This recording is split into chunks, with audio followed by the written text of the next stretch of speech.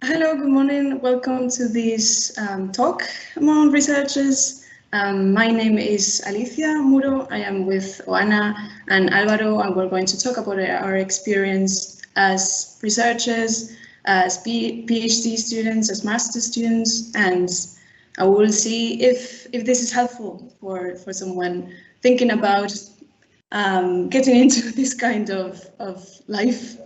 We will start with a short introduction about each one of us.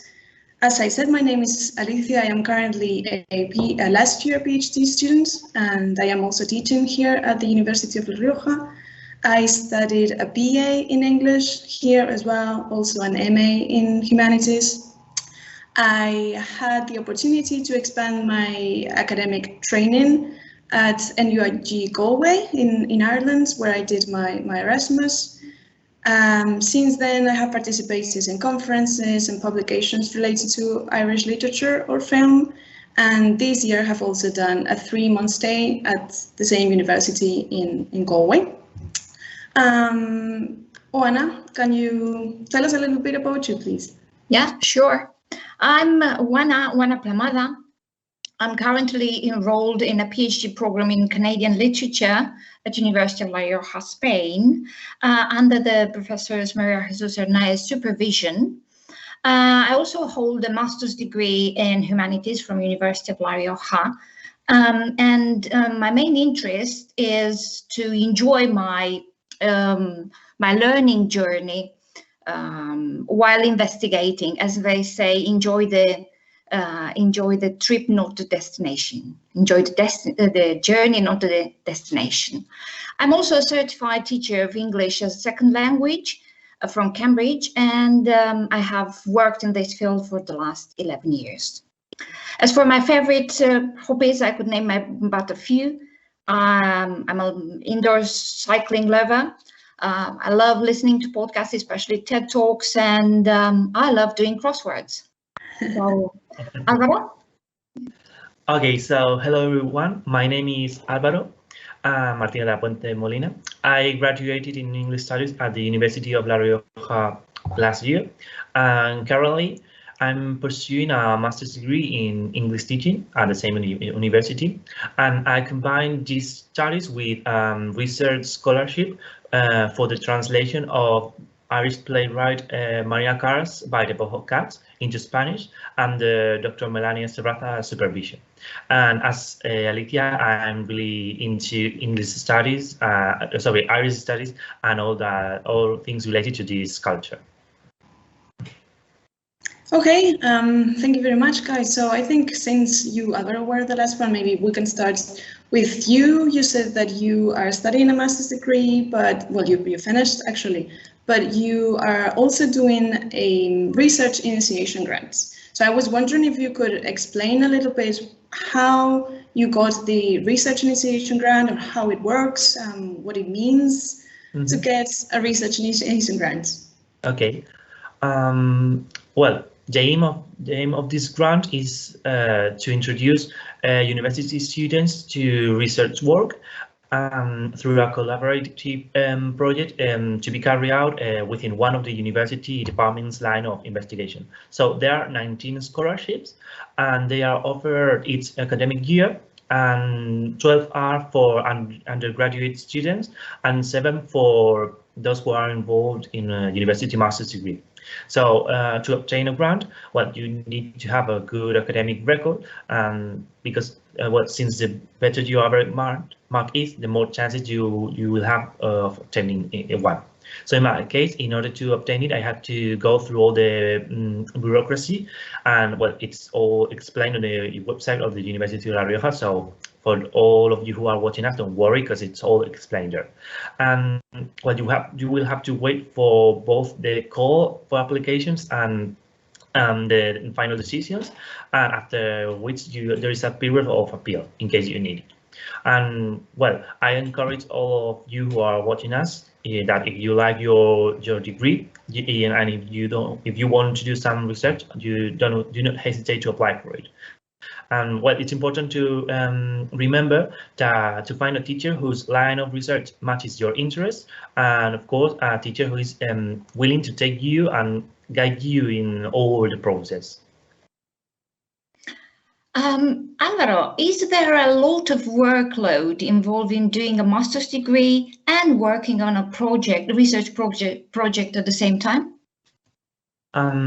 Well, I mean, from my personal experience, I think that doing the master's while working on the research project has not meant a heavy workload for me, because, well, maybe the timetable of the master's I was studying was quite heavy, like the 3 days of the week, but well, I had the mornings and Thursday and Friday off, so I was able to get everything done. But I would like to add that perhaps the times when I had the heaviest workload were the initial stages, because I had to focus, research and study on my subject of research. And but once this first stage was over, the subsequent work and the reconciliation with the master's degree went smoothly. So again, if you are thinking of doing a master's next year and you want to combine this with this initiation grant, you have to know that it's possible. And of course, if you have passion for what you do, nothing can stop you. That's true. Yeah. So passion is the key word, I think, yes, in what we are talking about here. Yeah, definitely. Okay, now I would like to ask both of you, what's the topic of your research? Why did you choose that? And how do you choose the topic of your research? So if you want to start, Alicia. Okay, well, in my case, my topic of research focuses on contemporary Irish literature and society and the figure of the unreliable narrator. So my PhD thesis is basically about the involvement of Irish society and culture in terms of sexuality and religion from the 20th century onwards, and how those changes are seen in contemporary Irish fiction. Besides, the novels that I have chosen feature unreliable narrators, and so I also dwell on the use of that device on contemporary fiction. And I chose that because I have always been interested in the figure of the narrator, and more specifically, the figure of the unreliable narrator. In fact, I already analyzed it for my final degree dissertation, my master's dissertation, so it felt like a normal continuation of what I had already started doing my BA and MA. And I chose Irish fiction because I got really into Irish culture while I was living there in Galway, and I wanted to explore Irish fiction, which is something that is currently growing with new young authors, and I was really interested in that. What about you, Oana? Well, the writer I'm doing my research about is a Jamaican-born Canadian speculative fiction writer and editor. So it's quite a long name for her work. Her name is Nala Hopkinson, and some of the titles I would like to mention are Midnight Robber, Skinfolk, and Brown Girl in the Ring. And the main reason I stopped and decided to take up this challenge was that the freshness of her writing and the newness to me. The same happened to my master's dissertation when I just, a book fell into my hands called What We All Long For by Dion Brand, and I fell in love with the topic. There I spoke about and wrote about global cities, globalization, global citizenship in her novel. So I started to read more about Nalo Hopkinson, and I had a hunch that I should continue investigating on her writings, on her work, not only as a writer, but also as an activist, as an editor, and so on. And also, it's not only about her writing, but also the concept of Afrofuturism, which is quite unknown, at least it was for me. Afrofuturism, speculative fiction, why speculative fiction and not science fiction, and those very blurry lines between, you know, concepts. Yeah. So why did I? Sorry. Yeah, it sounds really interesting. I didn't know this author, so I'm looking forward to reading your thesis. Yeah. Oh, hopefully I will continue writing more, because it is heavy workload on resources. But we will talk about this later, don't we? Okay. And you, Álvaro, what is your topic of research? Well, you mentioned something about a translation, but could you expand a little bit on that? Yeah, of course. Well, I'd like to start first with how I decided on the topic of my research, and it's well, the reason is similar to yours, Alicia, because I wanted to continue researching along the same lines as I conducted my final thesis. So in this sense, again, with my tutor Melanie Terrazas, she offered me to work on this play, and I said yes. Because last year I worked on the deconstruction of the Irish woman's traditional portrait through two novels written by an Irish author, Alicia Muro, and I analyzed both of them from a gender and ethnic approach. And this year the chosen topic follows the same lines of research, but in this case it's more about it's based more on a linguistic approach. It's a translation of a play by the Book of Cats, written by another Irish writer, Marina Carr, and well, this is the topic of research of my of the grant that I've been given. But since I'm doing a master's degree, and my master thesis has to do with the application of this play as a didactic unit or a learning unit for fourth semester students.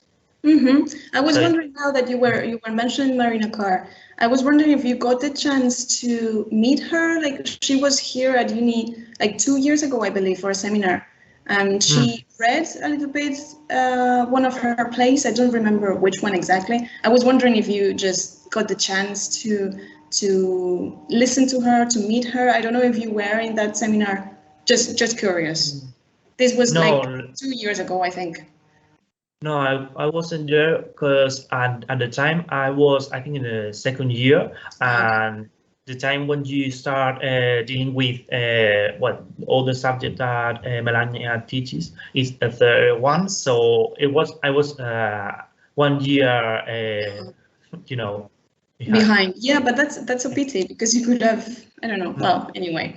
And is there what is the final product of your grants? Like, what are you going to get in the end out of this? Okay, so we are thinking about publishing the final translation, but well, we have to talk with the university publication system. I think it has to do with the library. But it's not really a thing, so we have to wait until the work is done, all the translation is done, and then we have to do the talking and all this bureaucracy process to publish the final work.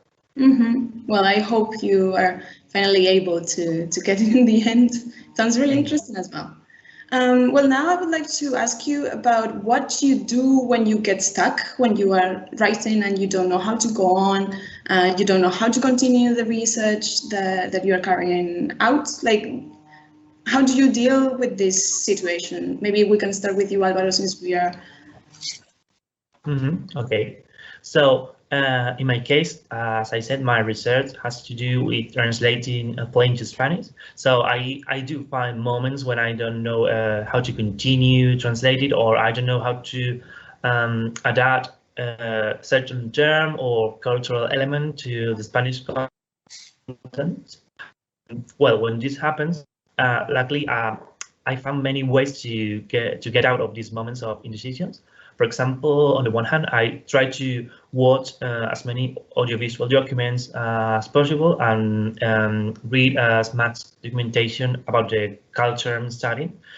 Well, in this case, the Irish culture, especially the Irish travelers. They are an ethnic group, a minority.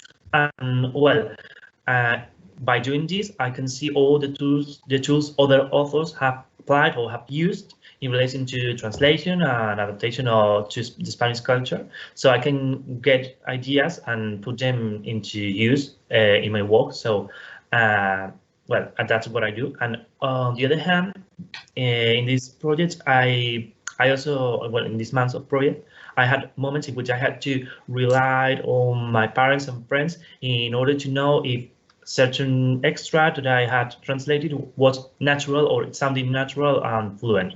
So I did do that a lot.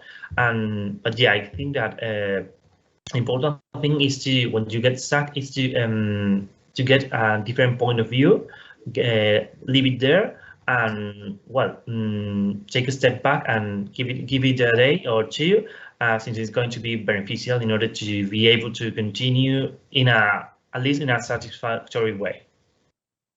Mm-hmm. Well, yeah, you are perfectly right. What I do when I get stuck is just to stop. Yeah, stop. I just change my daily activities. So I stop writing for, I don't know, a day or few, and I start doing something totally different, like, I don't know, doing sports or meeting with friends. So you can refresh your ideas. Okay. Then I go back and I see it on a different perspective. I see it on a different perspective. I have more ideas, and I find this the most, the most useful tool that I have. Also, when I get stuck, I try to make use of my network. Yeah, because networking, when you do a PhD or an MA, is quintessential. Networking means how many colleagues, professors, tutors you have around you. So, as you, Álvaro, very well said, you go to your parents, to your colleagues. Ask them nicely to read your paragraph or your chapter to give you another point of view, and also go to your tutor, ask for help. So don't be afraid. Don't be afraid to ask for help. You say, well, I'm getting stuck. Just the mere fact that you speak to a person who is in your shoes, actually, will give you empowerment. You'll feel different after having a nice chat. Yeah, I couldn't agree more with you. I go through the same thing you mentioned. In my case, I give my parents or my sisters or my friends, I give them the books that I am analyzing, and since they enjoy reading as much as I do, they read it, and so I can, talk to them and have a conversation with them about the novel, and it gives me a new perspective, new light, and it's definitely so enlightening. Well, in my case, it is true that there are some days when I am really focused and motivated, and so I am able to work a lot and really advance on my work. But there are usually some other days in which I don't know how to continue, or I am not motivated enough or focused enough. And I find it very difficult to find the will or the strength to continue writing. Sometimes happens to me that I am stuck and I don't know how to continue a specific chapter, for instance, or I am bored, which can happen as well. You are bored of your work, or I am not feeling like working. And in those cases, I usually try to do something different, as Oana was saying, like going for a walk or watching a film or read a novel. It doesn't matter if you take a day off, because I know that in that particular day, I will not get anything done. And so I think it is more useful to try to do something else. Besides, when you step away, as you guys were saying, when you step away from your work or from something you've been working on for a long time, you are able to see it under a different light. So I find it very useful to leave something for a week or so and then come back at it and read it again. And I usually find many things to change or things to add. And those are the most of the time are the most productive days when I come back to work after a few days off. So I completely agree with what you guys both said. Yeah, it's natural, and we should, because right now it's quite a trending topic. It's a very heated debate happening right now on mental health related to Olympic Games, and how very big names in gymnastics just quit because of that, of the pressure. So it's really important to take a break. Take small breaks, not big breaks, but take small breaks every day or every 2 days, and ask for help when you get stuck. Something is not going in the right direction.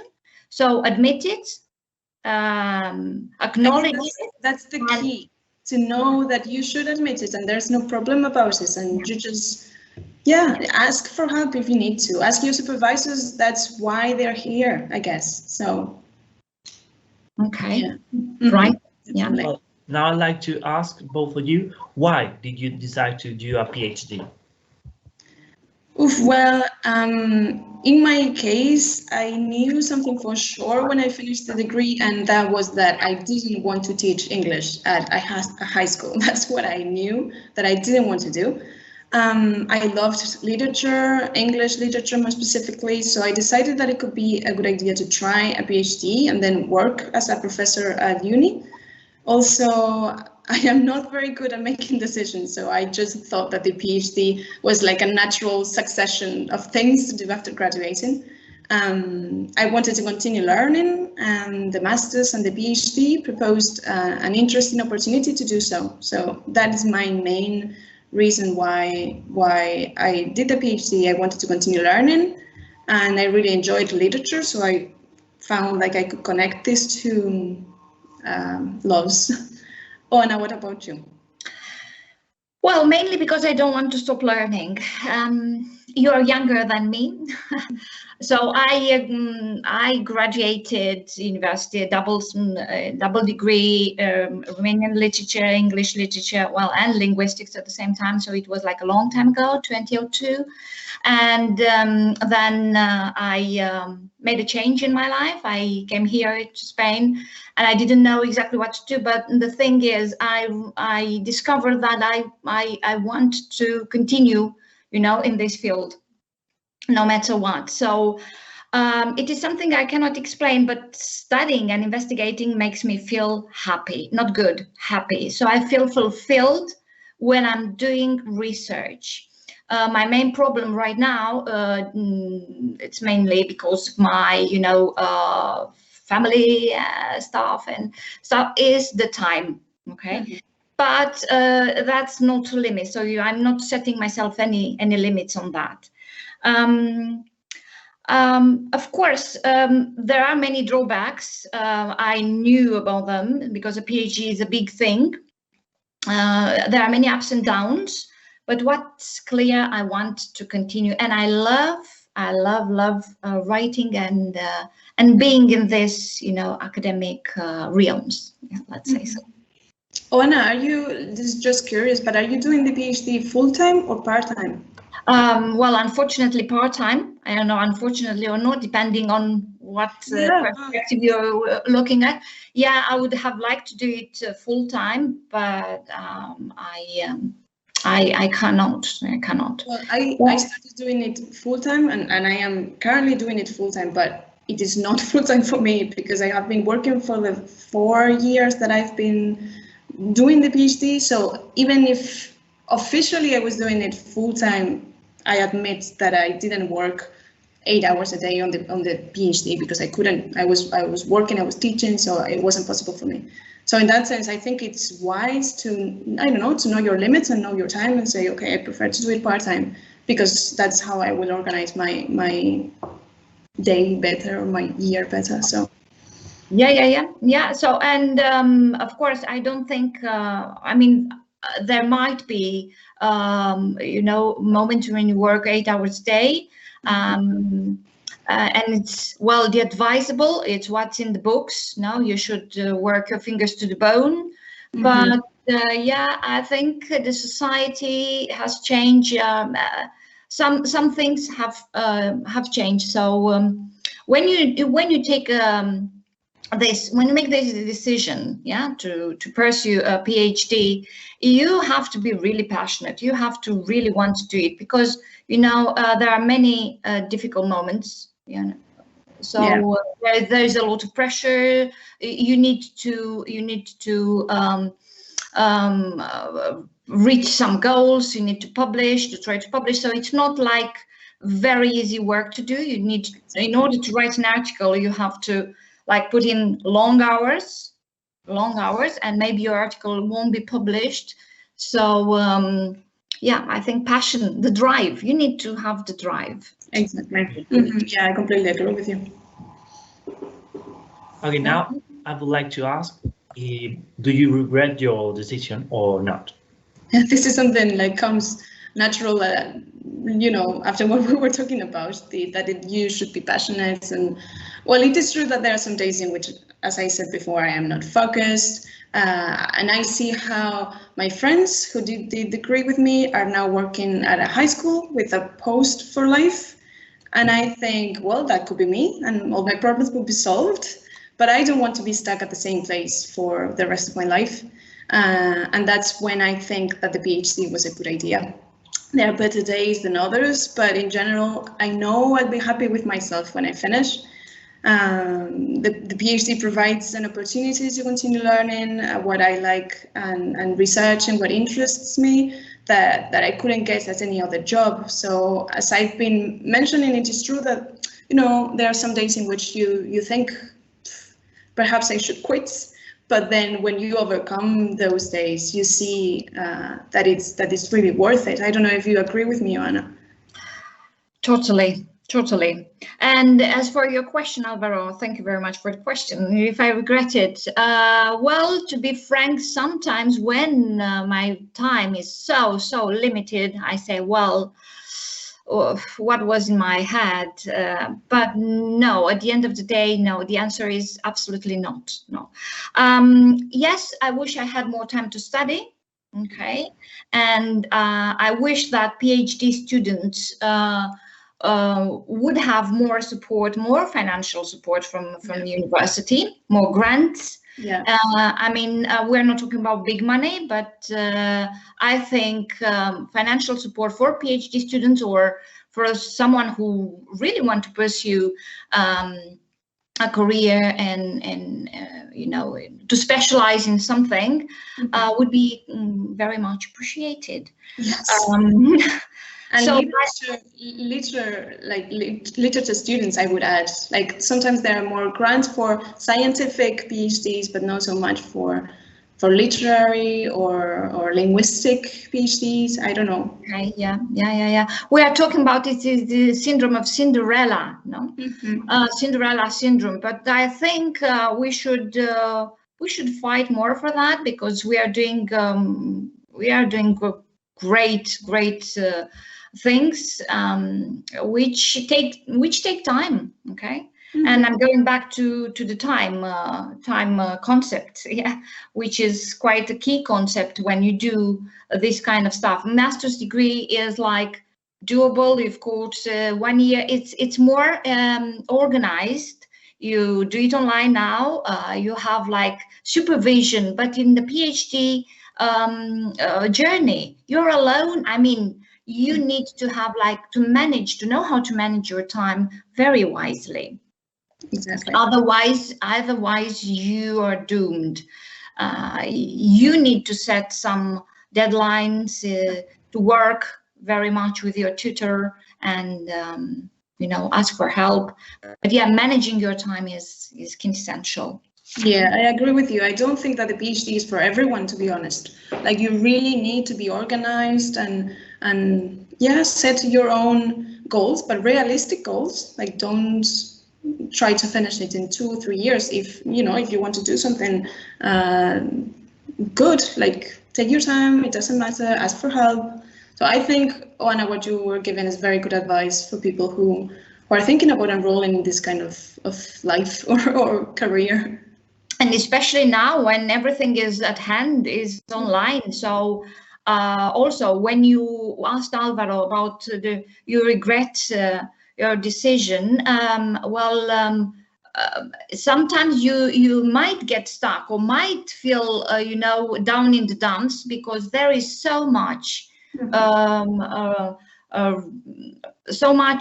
online that you feel lost. So if you need to have some tools which allow you to choose the good things. Of course, you cannot have all the materials here at the library. Maybe you cannot study, you cannot have access to another international library for various reasons, but you should have those tools of critical thinking when you search, you're doing your research. Yeah, definitely. Yeah. So I think the next question, which are the first steps to take in this journey? Álvaro, for example, in your master's course or your grant? Okay, so I mean, in my opinion, the first step is to know where the research is going. So in this sense, it's a good idea to talk to your tutor so that he or she can provide you with or recommend you bibliography to start. And also it's important to divide the work into parts so that you can get to the deadlines without any problems.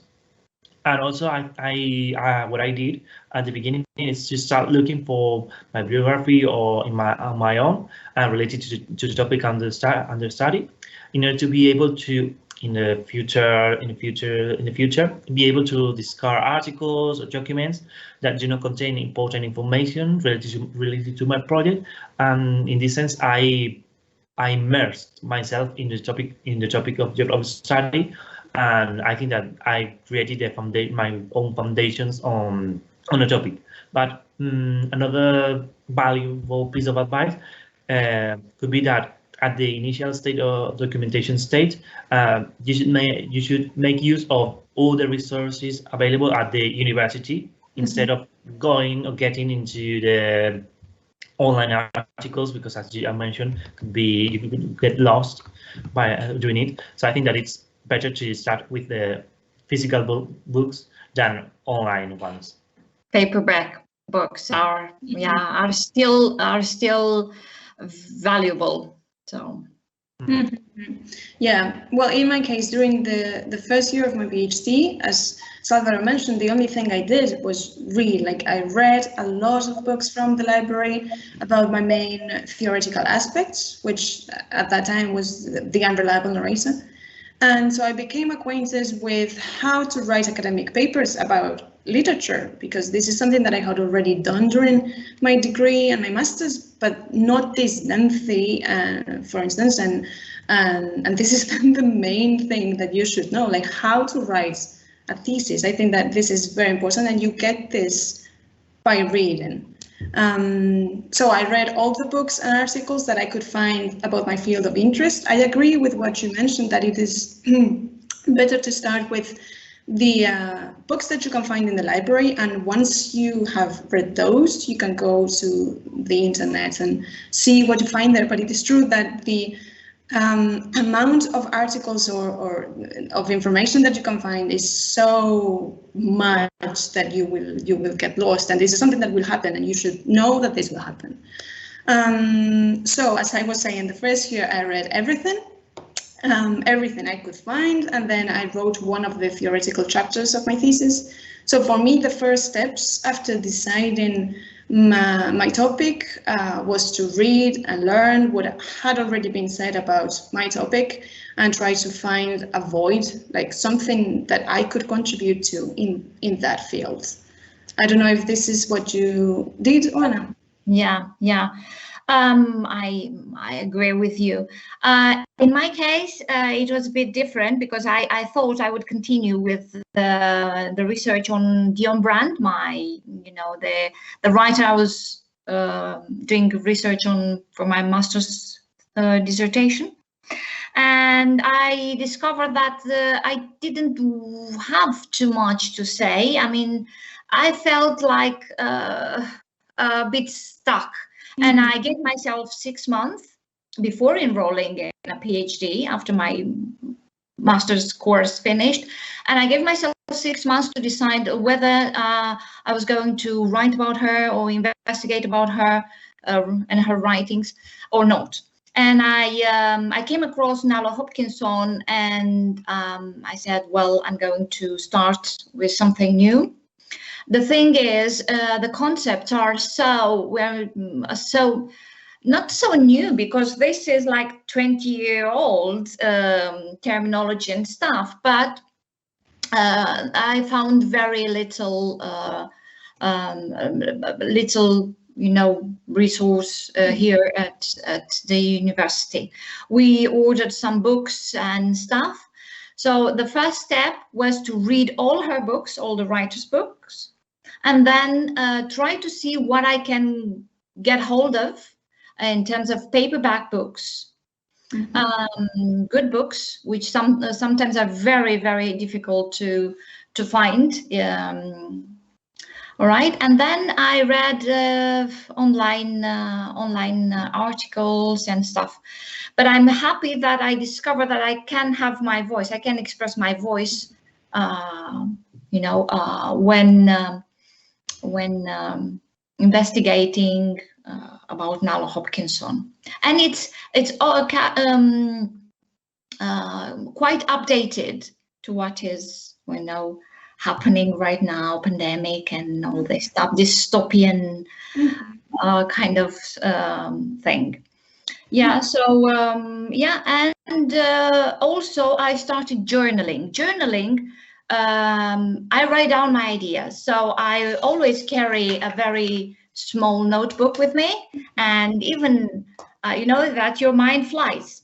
Yeah, if I'm on the bus and I think about something, and I say, well, just a term or just a small idea, I take out the notebook and write it down. So I found it really, really useful, because at the end of the week I go through and I can write more about that, or I shouldn't say that because it's not quite important.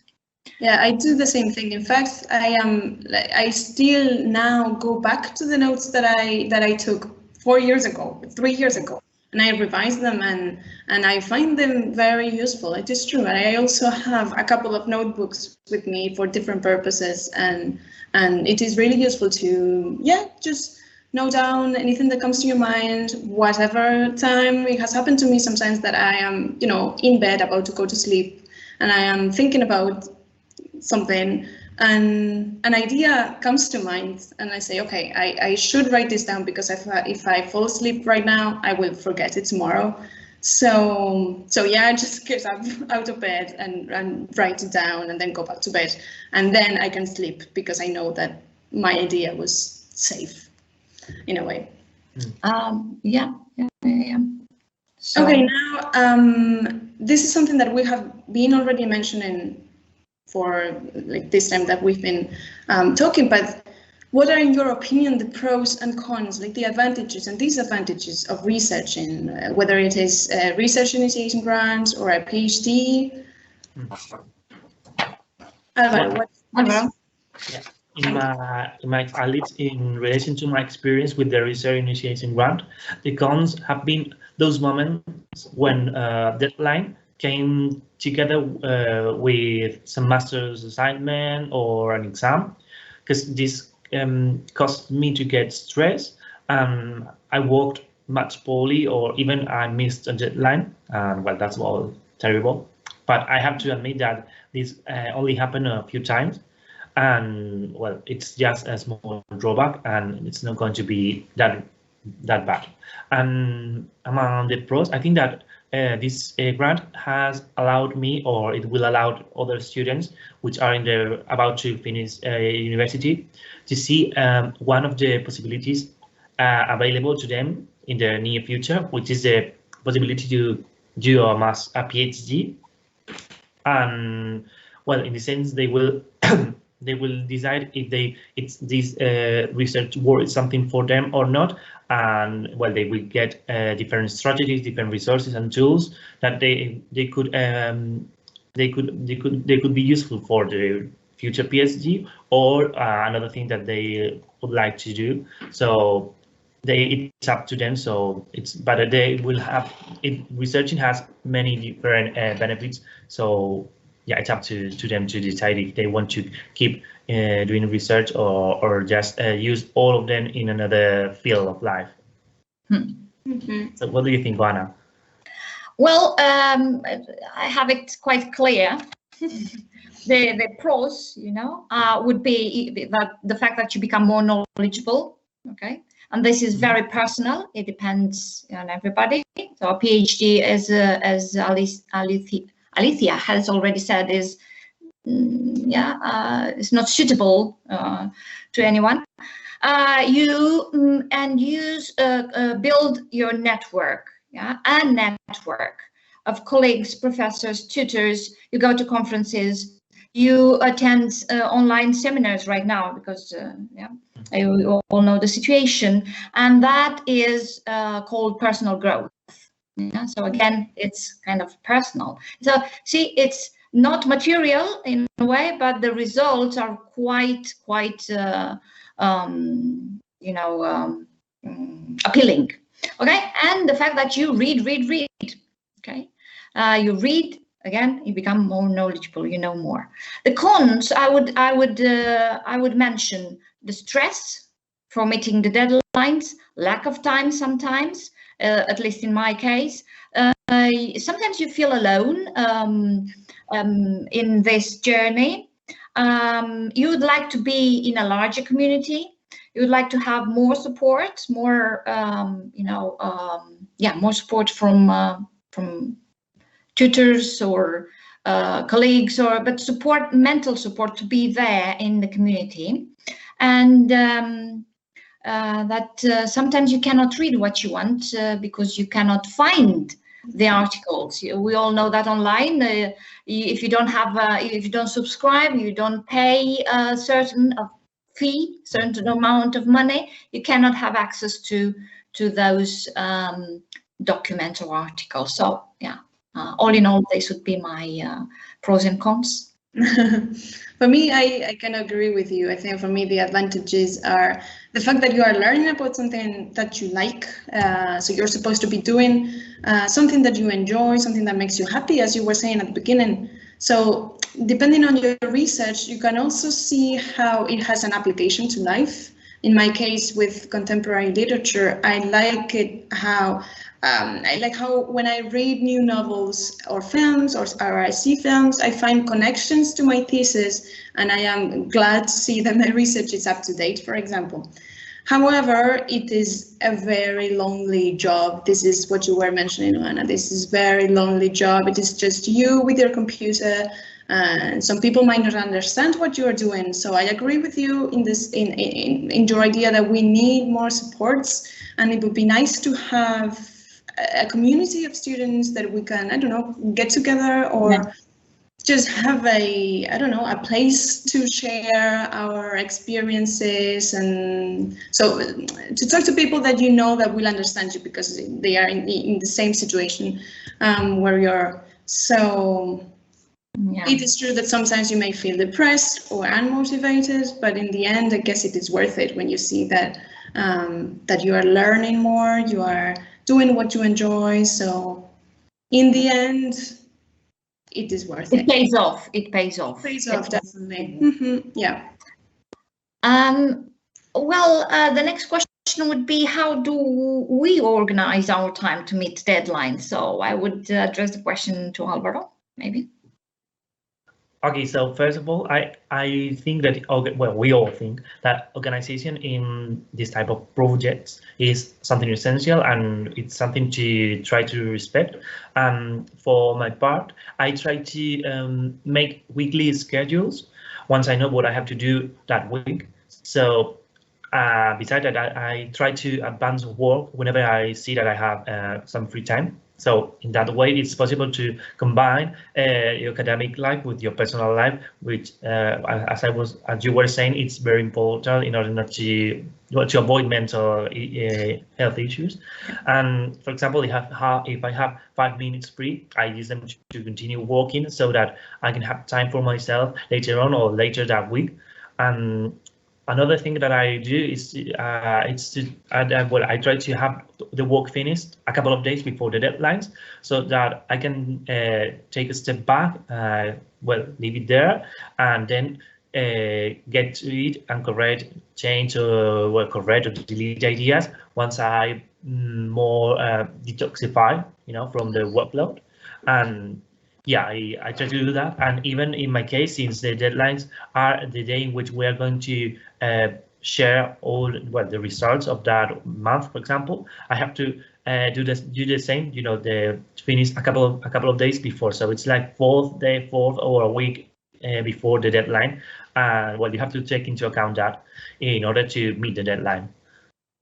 Yeah, totally agree. So in my case, I work with daily schedule, weekly schedule, and monthly schedule.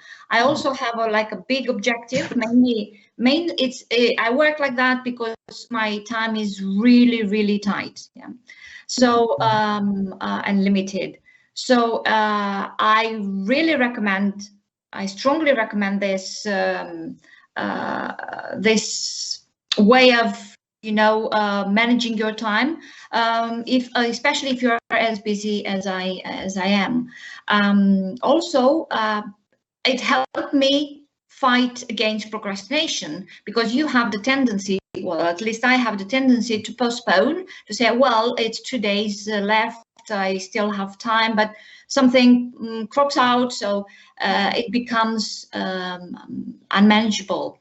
So all in all, to cut the long story short, deadlines, schedule or timetable, whatever you want to call it, and have small objective, medium-term objective, and long-term objectives. This is what it works for me. Yeah, for me, in my case, I don't work well with deadlines, in the sense that I know how to organize my time as it suits me. So I set for myself realistic weekly or monthly goals, for instance. But I don't need my supervisors to set deadlines that I need to achieve. So if I set deadlines, it is me who does it for myself. So in a way, this gives me total freedom to organize my time, and I can work at my own pace. But it is true, however, that I was also working during some of my PhD years, as I mentioned before. So I didn't have enough time to focus on the PhD 100% all the time. But even so, I was able to divide my time between work and the thesis, and it showed that it works if you organize yourself wisely. I think that is the most important thing, that you know how you work and that you organize your time as it suits you. I think you are the only person or the best person to know how it works better for you. So in that sense, we were talking before about what you do when you get stuck. Mm-hmm. But how do you stay motivated? Because this is something that we should mention as well. You might feel unmotivated sometimes, but what do you do to stay motivated, Álvaro? Well, in my case, motivation comes from the fact that during the degree, I didn't take this subject related to translation because I chose the literature, that branch, and therefore right now I'm researching on applying translation in my project, and I have discovered and studied on my own with more enthusiasm and without the pressure that a subject has on students with the exams, the assignment, and the deadlines. We were saying.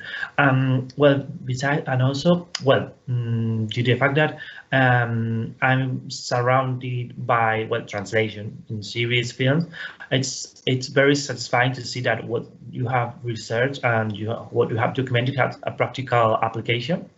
By this I mean that in many occasions, watching a series, I've been able to see the translation strategies and with which I have become familiar. It's something that motivates me to continue with the research work. And since in my case, it's the result is going to be something palpable. It's great to see that your research is going to add something to provide other people with a product. In this case, the translation of a play.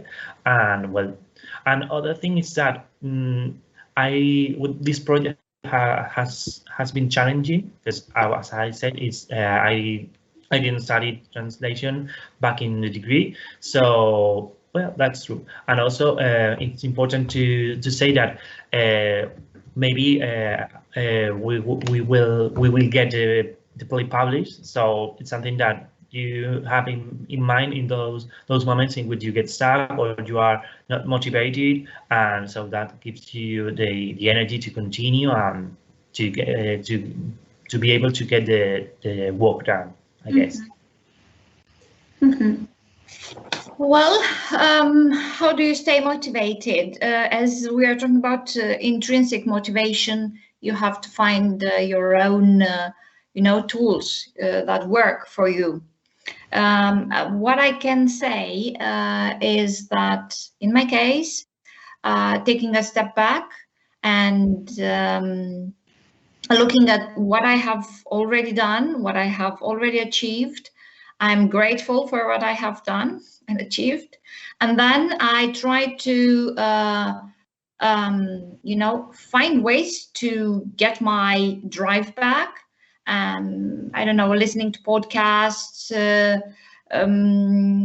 having chats with my friends, remembering why you enrolled or why I enrolled on this journey, and taking a step back and rethink. I think it's a very personal question. Everybody would have a different answer to that. Okay, and I also think that when you do a PhD, you take it for granted that you have to work. Like you work your fingers to the bones, you work like loads, and you do it. But nobody's telling you actually how to manage your time, your ideas, how to stay motivated, because this would be the subject of a course, exactly, of an academic course in the 4th year of English studies or a master's course. Yeah. I agree. I think in some other countries, for example, I have a friend doing a PhD in Italy, and I know that she has courses. Like she has started this year her PhD, and she has courses about, I don't know, how to find resources online or how to manage stressful situations, how to keep motivated. So in that sense, I think that those kind of courses would be really useful for us. So we're giving some ideas here to universities, things that could be. Yeah, so it would be nice if our ideas would be heard, because I have just finished a course from University of Cantabria, which I thought it was just a mere course, but it proved to be life-saving. It was just about 21st century research skills or something like that, and that course just brought me back on the path, on the track, the right track. So I think find some courses you like, and you can attend these courses. Find some podcasts, because you will find a lot how to stay motivated, what to do, what works for you to stay motivated, and ask yourself why you're doing what you're doing. Yeah, and be passionate. Yeah, for me, stay motivated. Since my research is about contemporary fiction, I stay motivated seeing that my research could open new paths of investigations, in the sense that I study contemporary novels. In fact, some of the novels that I'm currently analyzing are only 4 or 5 years old. So there's not much written about them. Some of my publications are the first publications about these novels, so that really motivates me to keep going. I'm also motivated by the fact that I can research about novels that have film or TV adaptations.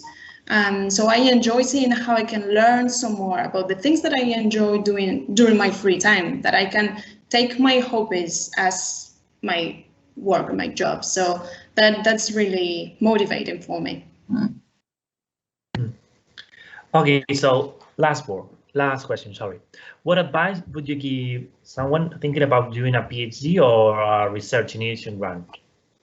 I think this is something that we have been, saying here and there during all the talk.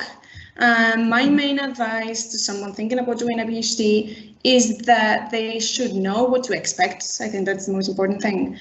It is going to be a lonely job. You are going to feel depressed or unmotivated or unfocused at times. It is also a very competitive working environment, to be honest. But in the end, you will see that it had been worth it, and you'll enjoy researching and will want to keep on at it. Be aware that there will be hard times, but you will see your effort rewarded when you find that your research has a meaning or a use. So again, my main advice is know where you're getting into, know what to expect, and be passionate, and ask for help if you need to. This is something that we've been mentioning. Don't be afraid of asking for help. So, yeah, well, you've already said it very well. For me, passion comes first. Passion for what you're doing. Yeah, when you enroll to do a PhD, it's all about intrinsic motivation. Yeah, you want to become better. You want to specialize in a certain, topic, subject, field, whatever, and you want to gain expertise, mastery. Of course, you have to be willing to make sacrifices, but yeah, passion would fight against any kind of limit or drawbacks. So stay passionate. Definitely. Well, in my case, the advice I would give to someone who's thinking about applying for a research initiation grant is to think that there will be certain times in which they will have a lot of workload. Well, the project they will carry out will be something that will allow them to discover their personal vocation. So if they want to continue with a PhD, as both of you, or on the contrary, they might prefer to do research, but at a more informal level. And well, it's possible that with this research that of your grant, you will start your doctoral thesis. So this work will be the basis or the foundation of your future PhD.